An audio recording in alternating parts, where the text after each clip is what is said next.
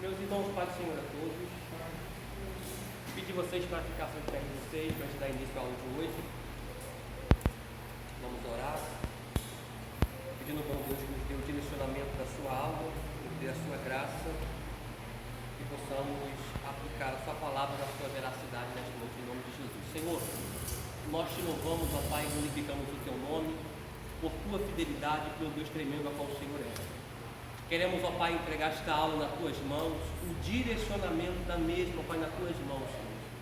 Que o Senhor possa, ó Pai, nos conduzir através do teu Espírito Santo, mediante a tua santíssima palavra. A tua palavra, Senhor, ela é espírito e vida, que a mesma possa produzir vida em nós. Que possamos, ó Pai, aprender tudo aquilo que o Senhor quer transmitir aos nossos corações e exercermos na prática, para a glorificação e propagação do teu reino, em nome de Jesus. Amém e graças a Deus. Então, amados, nós estamos na página 421. A nossa aula hoje, ela será um pouco menor, porque o Daniel quer passar para vocês acerca de assuntos relacionados à formatura. E ele quis passar após o culto, mas após o culto tem pessoas que têm marido em casa, que trabalham de manhã cedo, então iria se estender, iria passar das 10 horas da noite, iria prejudicar muitas irmãs e também trabalhos seculares dos irmãos. Então a aula hoje será curta e ele vai passar acerca do que ele tratou com o pessoal da formatura, ele vai também passar para vocês acerca do que ele tratou com o Wander, o pastor Wander, acerca do buffet, e vai passar tudo certinho na íntegra, tá bom? Vamos lá, página 421.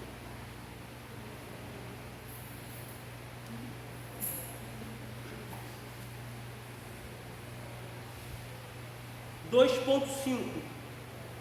Deus procura líderes.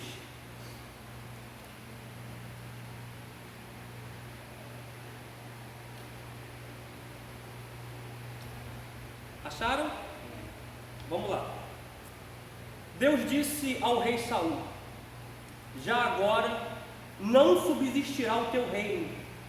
O Senhor buscou para si um homem que lhe agrada, e já lhe ordenou que seja príncipe sobre o seu povo, porquanto não guardaste o que o Senhor te ordenou.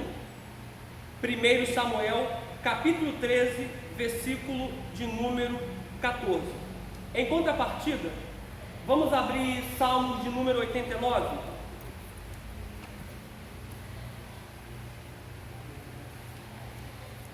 Salmos de número 89.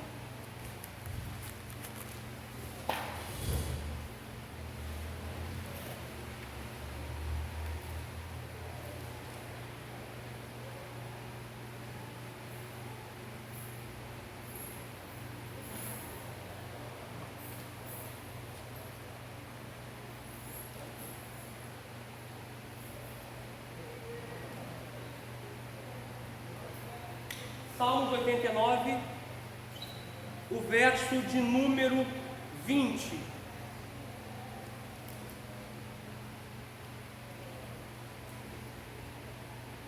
Escrito está: achei a Davi, meu servo, com santo óleo o ungi.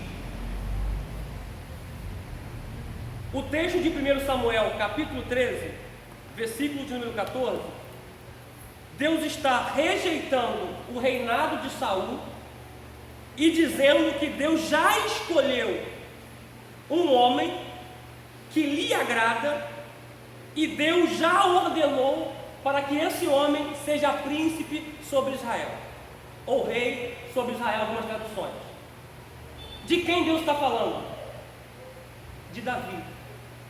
Deus está falando que está pegando Davi e colocando no lugar de Saul, porque o rejeitaram a Saul. E Deus já havia ordenado a Davi.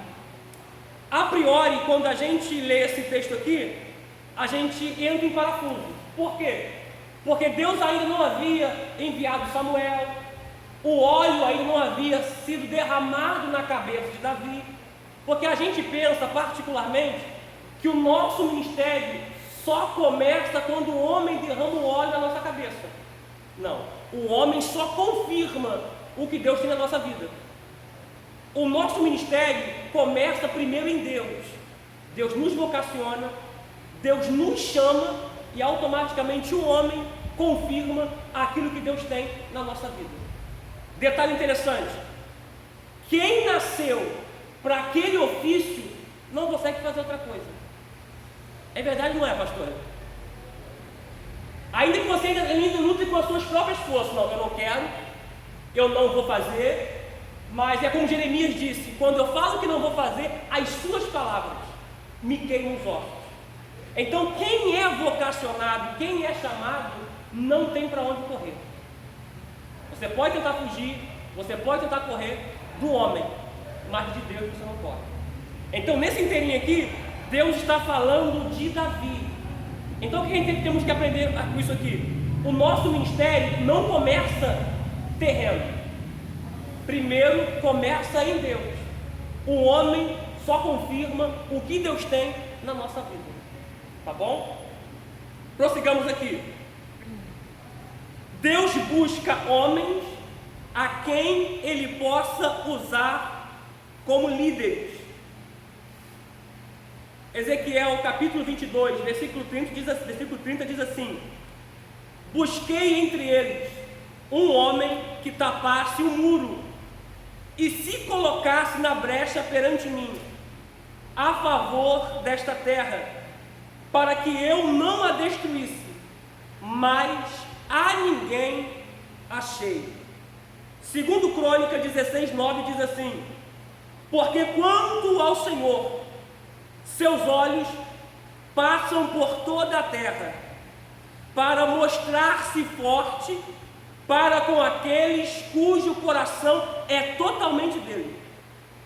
Nisto procedestes loucamente, por isso, desde agora haverá guerra contra ti. Torna-se um bom administrador levar tempo, tornar-se um bom administrador leva tempo e esforço. Isso aqui a gente precisa entender, que líderes não se formam da noite para o dia. Eu fico vendo pessoas que começaram ontem e hoje já estão sem ter uma base, sem conhecer Bíblia, sem ter uma raiz, sem ter uma casa espiritual. Porque hoje em dia nós vemos muito o quê? Muitos líderes aventureiros. Tu é da onde? Eu era de tal lugar, não concordei com o pastoreado daquele lugar, fui para lugar X, lá também eu não concordei, fui para lugar Y, agora abri o ministério. A pergunta é: foi Deus que mandou abrir? A maior dificuldade hoje, no nosso presente momento, é pessoas se permitir ser lideradas. Principalmente quando vem de outro ministério. Ele já vem com a sua mania, já vem com os seus achismos, já vem com as suas ideologias e quer trazer uma visão de lá para colocar aqui, sendo que aqui já tem um líder. A maior problemática nos dias odiernos é isso. As pessoas estão no lugar, mas não aceitam a liderança da pessoa X. Porque se eu fosse líder, eu faria assim: mas peraí, não foi Deus que te colocou líder naquele lugar. Então, permitir ser liderado é tremendo. E o que nós temos visto hoje é pessoas desigrejadas. Por quê? Por causa disso. Eu não aceito a visão de lá, eu não aceito a visão B, eu não aceito a visão X. Se eu fosse, eu faria assim, se eu fosse, eu faria assado. Só que a gente precisa entender uma coisa: quando Deus foi corrigir as 7 igrejas que estavam na Ásia, Éfeso, Esmirna, Pérgamo, Tiatira, Sardes, Filadélfia, Laodiceia, Deus não falou com membro nenhum. Deus falou com quem? Com o líder das igrejas, com os anjos da igreja, com os pastores da igreja. Então, automaticamente, a gente precisa entender uma coisa: se eu estou em um lugar, eu preciso entender a visão do líder e trabalhar de acordo com a visão do meu líder. Um reino dividido não prospera. Por isso que muitas igrejas não prosperam. Nós temos visto isso à torta e à direita. Pessoas que não conseguem progredir, que não conseguem avançar, que não conseguem ter êxito, que não conseguem ter sucesso. Por quê? Porque estão dentro da igreja, debaixo de uma liderança, mas não concordam com a liderança da mesma ou do mesmo. Estão divididos internamente. aparentemente se mostram-se unidos, porém, nos bastidores, dentro do seu íntimo, Deus sabe que estão divididos. E o reino dividido ele não prospera. Vamos lá, apostila.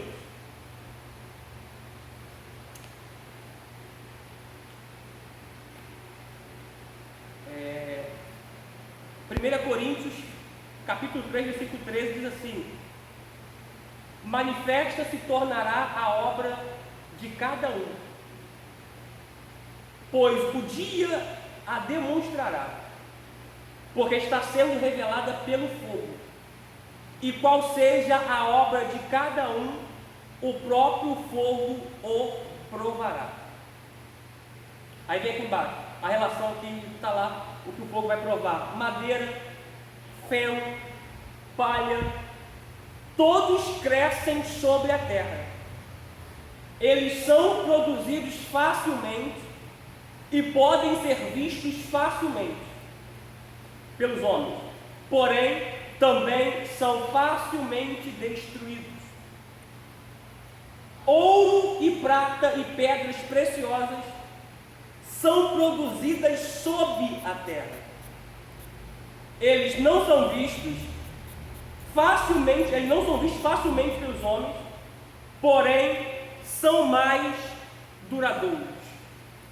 A pergunta que eu quero liberar nesta noite é: que tipo de obra eu tenho produzido? Vou repetir essa pergunta novamente. Que tipo de obra eu tenho produzido atualmente? Palha, madeira, feno, ouro, prata ou pedra preciosas? Liderança reluzente, popular, secular, é como madeira, feno e palha. Ela é vista pelos homens e facilmente produzida através dos talentos e habilidades naturais. A liderança piedosa é como ouro e prata. É produzido pelo poder do Espírito Santo no homem interior oculto, porém é infinitamente preciosa e durável. A organização da igreja. Há pelo menos 3 modelos de governo eclesiástico: episcopal, presbiteriano e congregacional. 1. Episcopal. No sistema episcopal, o poder pertence aos bispos diocesanos e ao clero mais alto, como acontece nas igrejas romana, grega, anglicana e na maior parte das igrejas orientais. 2. Presbiteriano. Aqui o poder emana das assembleias, sinodos, presbitérios e sessões, como acontece na igreja escocesa, luterana e nas igrejas presbiterianas. Congregacional.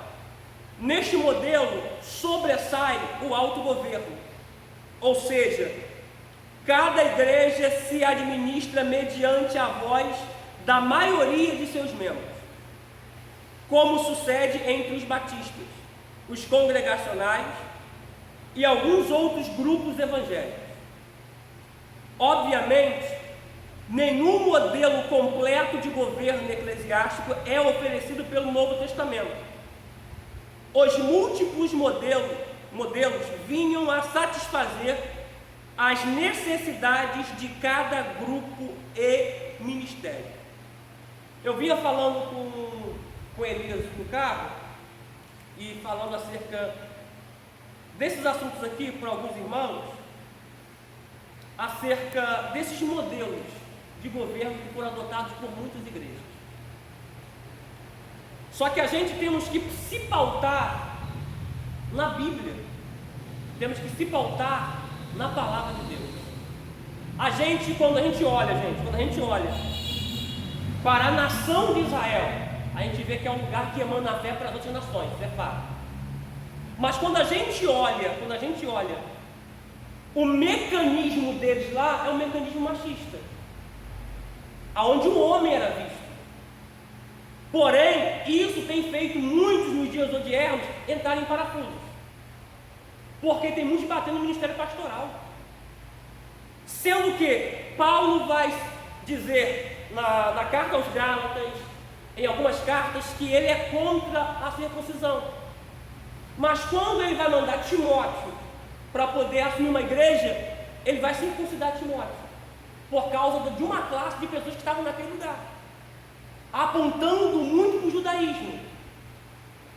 Quando a gente olha a carta de Paulo, no final ali, aos Romanos, vai ver a lista de mulheres que ele coloca ali.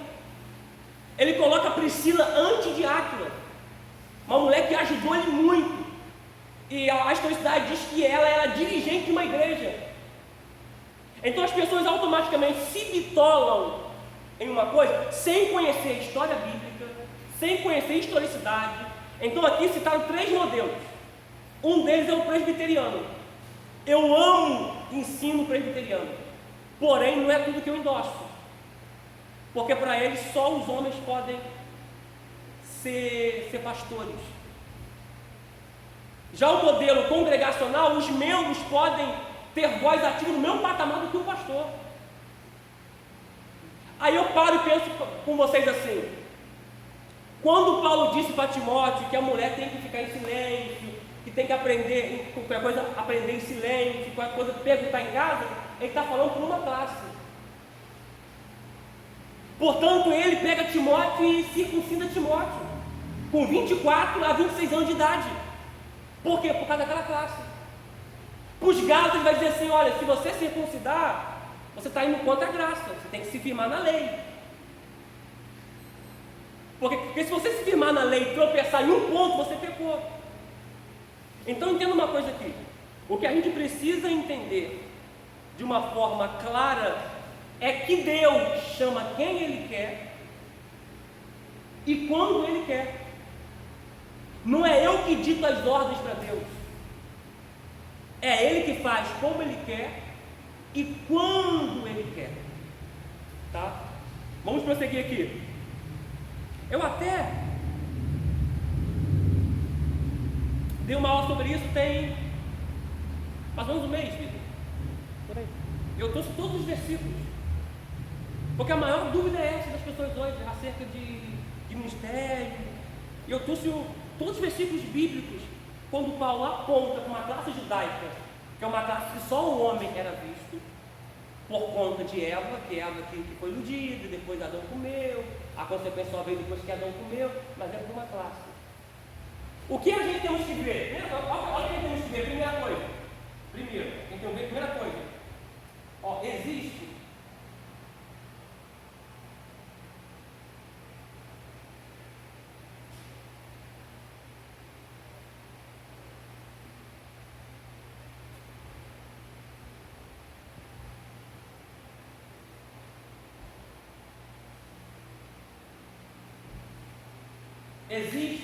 existem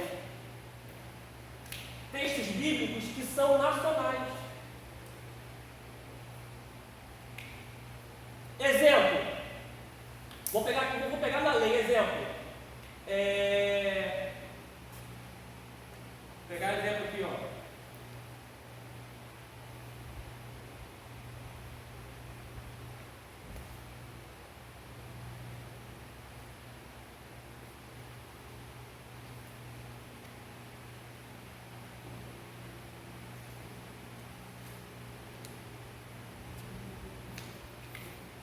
Base, não misturar vida e morte, que é carne e leite. Exemplo, estrogonofe.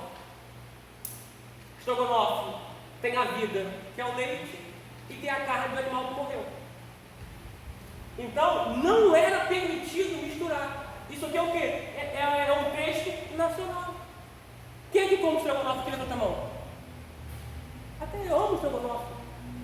Só que é uma coisa nacional, para eles. judeu até hoje, não entram, exemplo, McDonald's. McDonald's lá não tem queijo. O hambúrguer dele lá não tem queijo. Por quê? Porque não pode entrar leite. Lugar que tem carne, produto à base de leite não entra. Porque é cultura nacional deles. Agora, o que é pra gente, que é universal? Não matarás, não adulterarás, não roubarás, aí é universal. Então eu tenho que me ater no que é nacional e no que é universal. Tem gente pegando o que é nacional aplicando no dia de hoje. Porque se formos aplicar, homem não podia nem cortar em volta do cabelo de volta, deixar caído. Porque é uma coisa nacional para eles. O judeu não corta em volta da cabeça. É uma coisa para eles. Então tem que separar o que é nacional, veja bem, o que é nacional e o que é universal. Isso não tem nada a ver com doutrina. Tá? Muitas coisas são uso e costume atribuídos pelo homem. Tem mulher que não pode cortar cabelo, tem mulher que não pode fazer sobrancelha, usar batom, pintar a unha. Por quê? Porque eles pegaram algo cultural, nacional e colocaram como universal.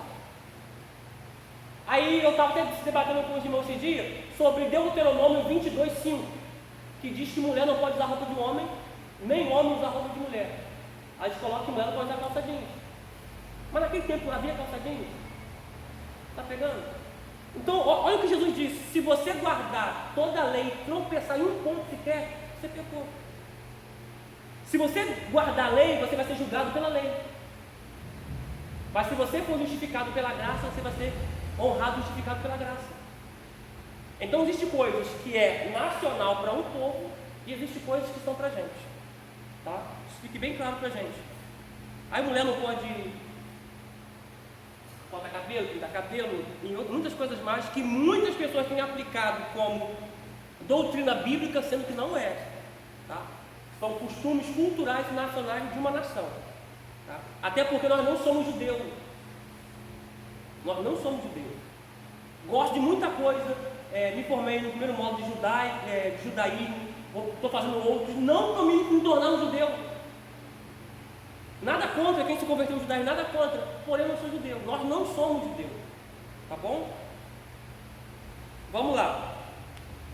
Estrutura organizacional de uma igreja. Epa, vamos lá. Os atos constitutivos. Uma igreja, para construir-se, precisa basicamente de 3 documentos: ata da Assembleia Constitutiva, estatuto, onde se determinam a natureza, os fins, as responsabilidades, a organização, a forma de governo, a competência, a administração e questões afins, e regimento interno, onde se particularizam as normas da instituição que não podem jamais conflitar com o estatuto.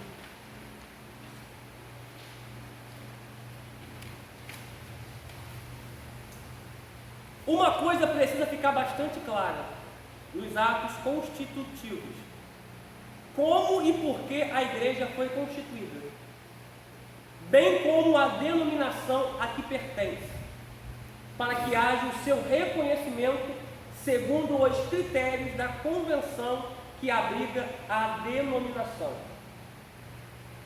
Só de posse desses documentos a igreja adquirirá personalidade jurídica e poderá cumprir perante a lei não só suas funções espirituais, mas suas atividades jurídicas e sociais, como, por exemplo, a aquisição e alienação de bens. 2. Organograma. O organograma é o ordenamento funcional da estrutura eclesiástica. Há pequenas diferenças de uma para outra, dependendo das peculiaridades locais, mas basicamente as igrejas adotam o seguinte modelo estrutural. Vamos lá. Assembleia, que em hebraico significa sinagoga, compõe-se dos membros regulares e se constitui no poder máximo de discussão e decisão, cabendo aos órgãos da igreja cumprir o que for aprovado em assembleia sob pena de prevaricação. Há dois tipos de assembleia: ordinária e extraordinária. A primeira trata-se de assuntos do dia a dia, a segunda dos assuntos que se constituem exceção, como admissão ou exoneração do pastor, aquisição ou alienação de bens, aprovação ou reforma de estatuto e aprovação ou reforma de regimento interno. Ok. A gente sabe que toda igreja, ela tem um estatuto.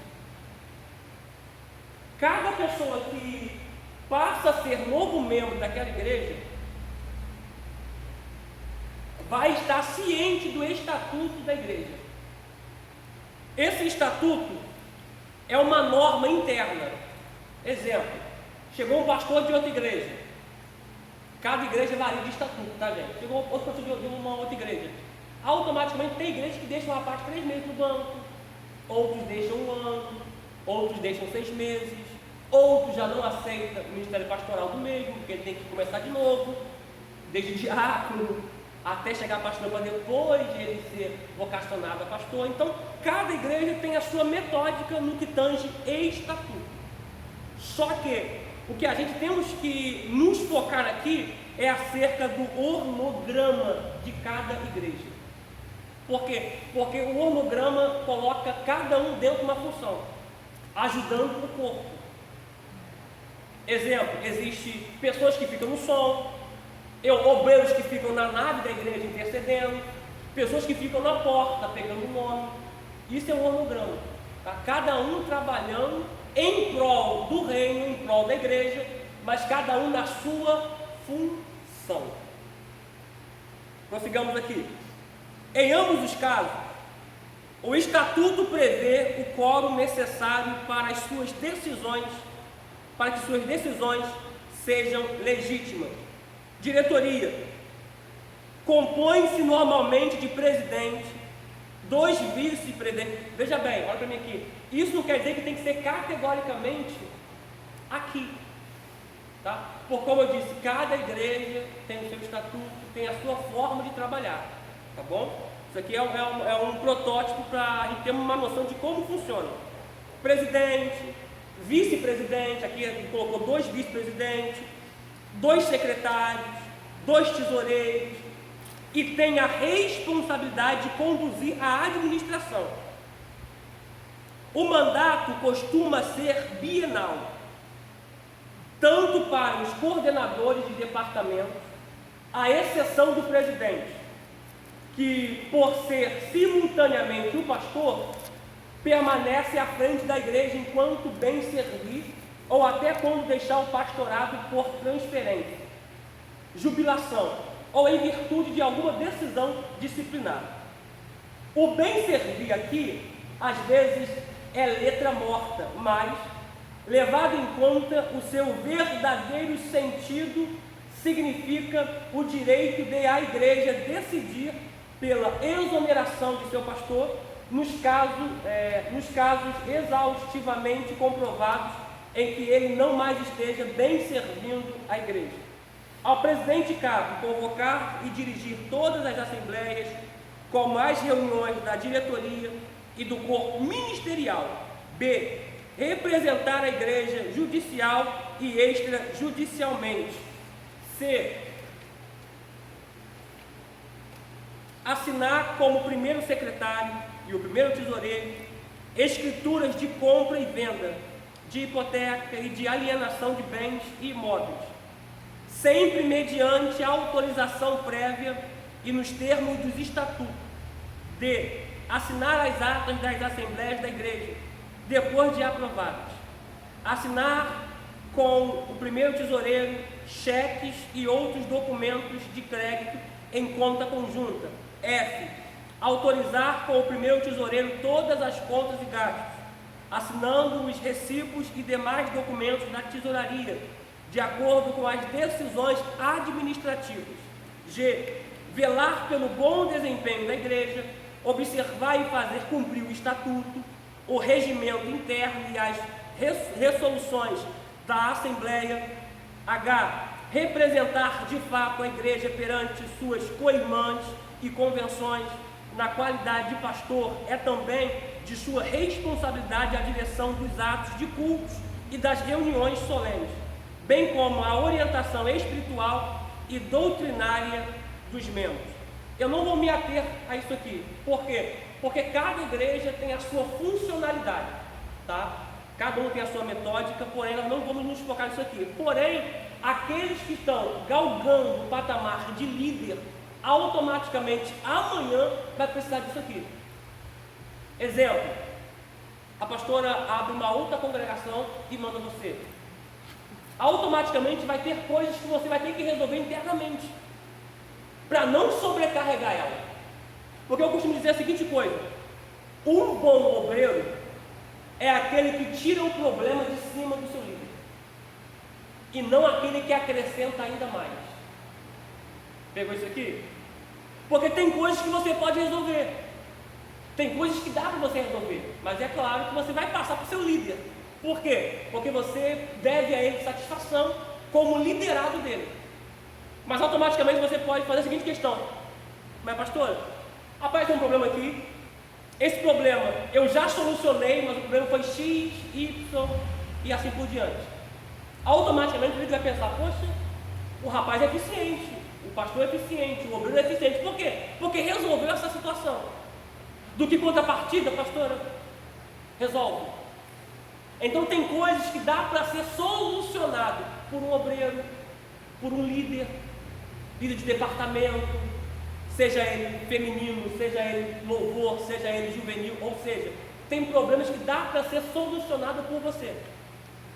Automaticamente, assuntos de grande relevância, você vai levar para o seu líder, para ele estar pegando direcionamento com Deus e estar resolvendo aquela questão. Vamos lá, corpo ministerial.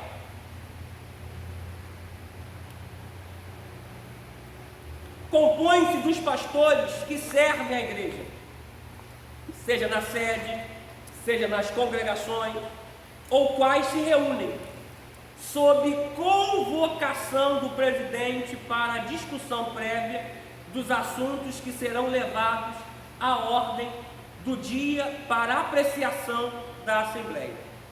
2.4. Conselho Fiscal. Compõe-se normalmente de 3 membros, com a responsabilidade de auditar as contas da igreja e emitir parecer sobre o balancete a ser apreciado em assembleia. Uma outra coisa aqui também que é válido dizer, eu estou formando uma turma semana que vem, e essa turma é de juiz eclesiástico e também juiz arbitral. Obrigado, vou pegar até aqui. O que acontece? Por que a igreja tem que ter um juiz arbitral? Porque Paulo disse que não é para o irmão levar o outro ao tribunal. E esse juiz arbitral, ele pode julgar pequenas causas. Se ele quiser futuramente trabalhar no fórum, ele pode até trabalhar no fórum. Faz o concurso lá e pode trabalhar no fórum. Só que esses juízes de paz que estão sendo formados, juiz arbitral, melhor dizendo, que estão sendo formados, é para julgar pequenas causas na igreja. Exemplo, eu tenho uma empresa de empreiteiro, de construção civil. Eu sou empreiteiro, eu tenho uma construção civil. Eu contratei Jefferson, contratei o Daniel, contratei o Luiz Augusto. Luiz Augusto é um encarregado de tudo. Sendo que, automaticamente, eu mandei Jefferson embora. Jefferson jogar bola, se machucou, não foi trabalhar, falta muito, mandei Jefferson embora. Da minha empresa, tá, Jefferson? O que acontece? A empresa que eu tenho não é legalizada, porque o nosso não é carteira do Jefferson. Aí o Jefferson vai, não, quer meu pagamento. Vou tacar o pastor na justiça. Aí me coloca na justiça. Quando Paulo está falando sobre isso, Paulo está falando que essa questão não pode ser assim. Tem que ser resolvido internamente, para não trazer escândalos de fora. Porque as pessoas veem esse escândalo, acabam dizendo assim, ó, eu ir na igreja por causa disso? Não vou nada. Então o juiz arbitral, ele está ali para julgar pequenas causas, de forma civil, de forma regular. Igual o juiz de paz. O juiz de paz não é só para fazer casamento, é para aconselhar casal, fazer palestra com o casal, trabalhar em torno de casais. Para isso serve o juiz de paz, além de outras coisas mais. Então nós temos visto que muitas pessoas estão decepcionadas com igrejas por causa de escândalo. Tudo posto na internet. Aí as pessoas veem aquele escândalo e falam, poxa, eu ser crente não é cristão. Porque para o mundo a gente não erra. Para o mundo teríamos que ser exemplo. Só que quando acontece um escândalo, a pessoa vai lá, posta na rede social. Aí tu vai ler nos comentários. As pessoas vai só massacrando o pastor. Tem muito pastor pilantra? Tem. Mas tem muito homem de Deus. Tem muito missionário pilantra? Tem. Tem muita cantora pilantra? Tem. Mas também tem muitos homens de Deus. E tem muitas mulheres de Deus. Então, essa ideia que Paulo está tendo através do Espírito Santo é para não trazer escândalo por de fora. Porque nós, como igreja, temos que ser exemplo por de fora. 2.5 Departamento de Administração. Como o próprio nome indica, esse departamento cuida das questões administrativas e responde pelas seguintes áreas: serviços gerais, diaconia, obras, compras e almoxerifado, patrimônio, transporte, segurança e finanças. Departamento de evangelismo, departamento de evangelização e missões.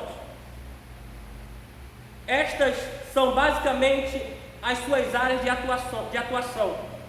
Cruzadas evangelísticas, evangelismo explosivo, hospitais, presídios, casas de recuperação, grupos alternativos, missões nacionais e missões transculturais. 2.7 Departamento de Educação Cristã. Estão sob a responsabilidade as seguintes áreas: escola bíblica dominical, integração e discipulado, cursos teológicos e seminários de formação e reciclagem.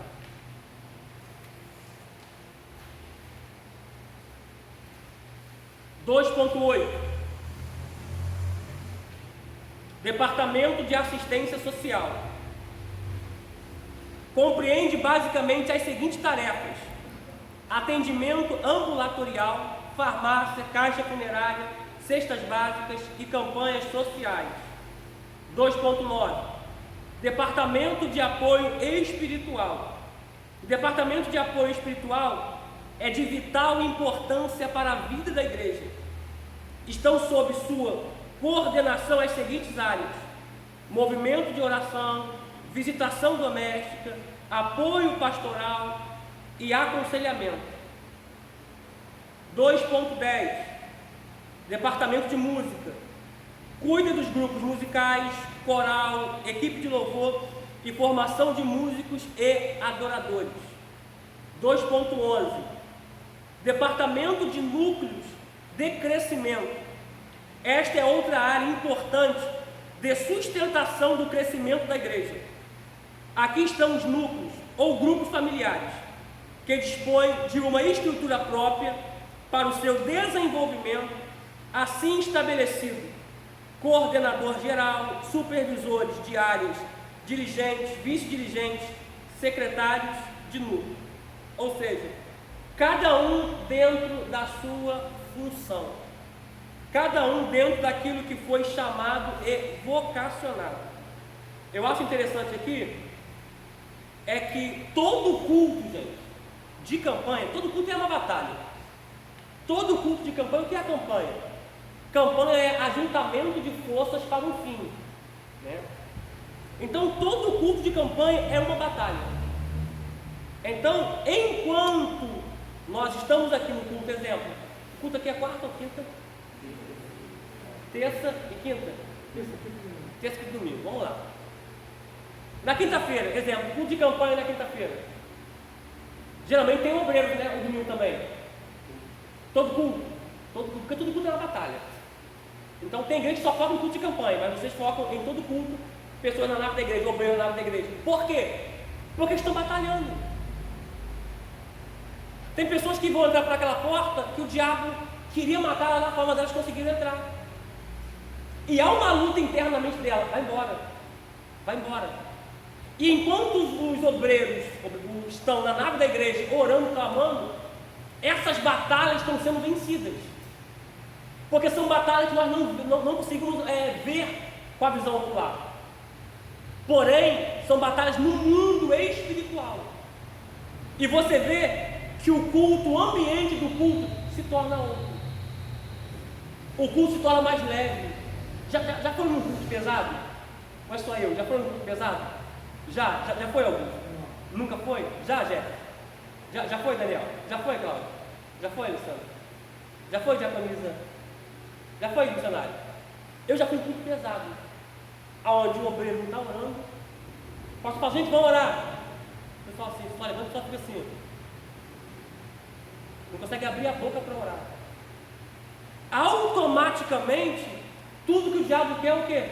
Que você não ore e que você não dê o seu melhor para Deus. Que você entre para aquela porta ali só para cumprir tabela. Ah, vou entrar para aquela porta porque eu tenho que ir, se eu não ia, pastor, não vai me chamar atenção. Então eu vou por ir. Não. Eu tenho que passar por aquela porta disposto a entregar algo para Deus. Disposto a dar algo para Deus. Enquanto a partida, existe alguém no mundo espiritual que não quer que eu entregue. E vai ter inúmeras batalhas sendo travadas. Mas detalhe, quando os obreiros estão orando, automaticamente o culto fica em outro nível. Por quê? Porque existem guerras que eu estou aqui sentado, mas tem um obreiro guerreando por mim. Existem guerras que estão vindo para tentar bloquear a igreja, porém existem obreiros guerreando aqui neste lugar. Então, isso é de suma importância. Por quê? Manifestou um demônio do lado de Jefferson. Quem tem que expulsar, Jefferson? Eu já vi obreiros chamar os líderes e os pastores. Eu já vi. Ela estava no lugar que eu preguei, que manifestou. Na mensagem. Manifestou na mensagem. Começou a jogar as coisas para cima e os obreiros foram lá, chamou a pastora da igreja, chamou os pastores, todo mundo, ninguém conseguiu expulsar. E o demônio, a pessoa que estava demoniada, fazendo os caçando na igreja. Aí o que acontece? Me prejudicou que eu estava pregando, porque todo mundo se fez assim, ó, para trás, para ver o que está acontecendo, e eu aqui com o microfone na mão. O Espírito me encheu de santo dia e falou: para, tá aqui de pau, para. Todo mundo volta para cá. Volta para cá. Pede tempo com o demônio, não. Vamos pregar a palavra. E depois a gente vai expulsar o demônio. Aí o pessoal veio. Aí o pessoal veio e falou: gente, nós temos que usar a autoridade que Deus nos deu. Da onde eu estava, demônio em nome de Jesus, estava caindo pelas escadas assim. Do altar, eu expulsei em nome de Jesus. Coisa que 8 a 10 obreiros não estavam conseguindo fazer. Por quê? Juntou todo mundo. Um diz: amarra ao demônio, estou amarrado. Outro diz: vai embora, estou indo. Outro diz: repreende. Então, decide. Ou me amarra, ou me manda embora, ou eu fico. O que vocês querem? Quer saber meu nome? O que eu estou fazendo? Vocês decidem, sabe? Então, todo obreiro tem que ter a seguinte coisa na cabeça: manifestou? É eu que tenho que expulsar. Se for mulher, é mulher. Se for homem, é homem. Por isso os obreiros têm que levar uma vida de oração. E de jejum também. Porque já aconteceu de alguém bater na porta de madrugada. Pastor! E eu acordar e atender a pessoa: pelo amor de Deus, pastor, vai lá em casa, mas sou um demônio. E eu perguntava: mas peraí, lá pra cá tem um pastor. Tu falou com ele não? Falei, foi lá, não consegui fazer nada. Aí eu já pensei: ih, Jesus, a coisa é séria. Aí o que acontece? Olha só, deixa eu trazer algo aqui. quando Jesus pergunta para Filipe assim: Filipe, aonde compraremos pão para alimentar essa multidão? A Bíblia diz que Filipe é de Betsaida. Quando João morre, Jesus vai para esse lugar, Betsaida, para ficar isolado. A Bíblia diz: vamos para Betsaida, porque vamos ficar num lugar deserto. Jesus queria ficar num lugar deserto, porque perdeu o seu primo. Só que Filipe é de Betsaida. Por que Jesus pergunta para Filipe onde compraremos pão? Porque Filipe era a solução daquele lugar. O que eu estou falando aqui? Você é a solução de onde você mora. Vou repetir isso aqui. Você é a solução da onde você mora, do seu bairro, da sua vizinhança. Você é a solução ali. Então, eu tenho que viver da seguinte coisa: ainda que não aconteceu, pode acontecer amanhã. Se fosse você, Alessandro, Jefferson sabe o que contar, Jefferson. Se fosse você, batendo na tua porta hoje, Jefferson nem em casa tá, mas não chega lá desesperado, Alessandro, pelo amor de Deus, manifestando demônio lá em casa. A senhora quer? A senhora pode socorrer aqui, fazer o favor?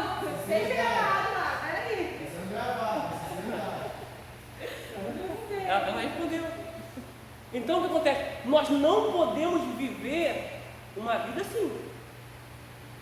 Porque, gente, se não aconteceu com vocês, não vai acontecer. Ou é só comigo? Impossível. Não, nem possível, gente. Porque o que acontece? Vai ter situações que a pastora Kelly não vai poder resolver. Já me ligaram, obreiro. Já me ligaram, pastor, a coisa apertou aqui na casa do vizinho aqui. Oi, irmão. Não, pastor, apertou um negócio na casa do irmão aqui, só está feio. Como assim?